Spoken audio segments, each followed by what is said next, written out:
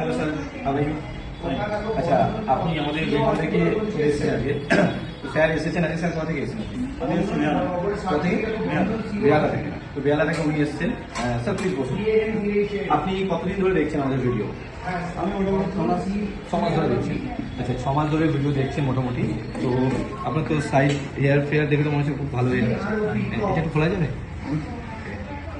আচ্ছা, স্যারের যে কন্ডিশনটা আপনারা দেখতে পাচ্ছেন, সাইড হেয়ারের পেছন কিন্তু খুব ভালো আছে। দেখুন, দারুণ হেয়ার, মানে এরকম হেয়ার কিন্তু দেখা যায় না সচরাচর। ঠিক আছে, ওনার এই পোর্শনটা খালি হয়ে গেছে। তো যখন এই পোর্শনটা খালি হয়ে গেছে, তো আলটিমেট আমাদের কাছে উপায় কি আছে? স্যার আপনি কোনো তেল বা কিছু ইউজ করছেন যে চুল আর যাতে আসে বা কিছু? হ্যাঁ, অনেক কিছু ইউজ করছেন, তারপরে আসে? রেস্ট্রিকশন মানে পসিবল হয় না। আচ্ছা, বাইরে কাজকর্ম করলে যাতে আসেনি স্যার।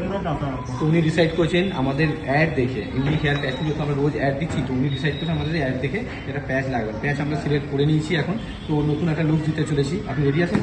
তো দেখছি আমরা লাস্টে কি করতে চলেছি। ওকে, আমরা স্টার্ট করছি কাজ। ঠিক আছে, আচ্ছা সাইড পেছনের হেয়ারটা তো আমরা আগে কাটবো না, কারণ তুমি বলেছো যেহেতু ভারী রাখবে। তারপর যদি মনে হয় তখন তুমি চেঞ্জ করবে, তাই তো? হ্যাঁ, ঠিক আছে। আচ্ছা, টেপিং বা পেস্টিং সিস্টেমে আমরা যেরকম বলি, এই পোর্শনটা আমরা উড়িয়ে দিই।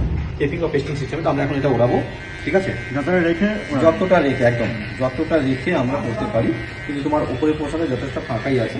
ঠিক আছে, আর ক্লিপিং সিস্টেম হলে এটা ওড়াতে লাগে না, ক্লিপিং সিস্টেম এর উপরেই লেগে যায়। বাট ক্লিপিং সিস্টেমের প্রবলেম কি আছে, ক্লিপিং সিস্টেমটা একটু টান হয়ে থাকে, একটু লাগে।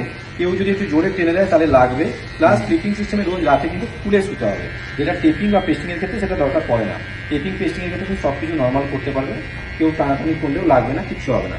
টেপিং সিস্টেম হলে বাড়িতে তুমি নিজে নিজেই ওটা খুলে সার্ভিস করতে পারবে। মোটামুটি গরমকাল হলে 10 থেকে 12 দিন, শীতকাল হলে 15 থেকে 20 দিন। আর পেস্টিং যদি হয় তোমাকে প্রতি মাসে একবার করে সেন্টারে আসতে হবে সার্ভিস দিতে।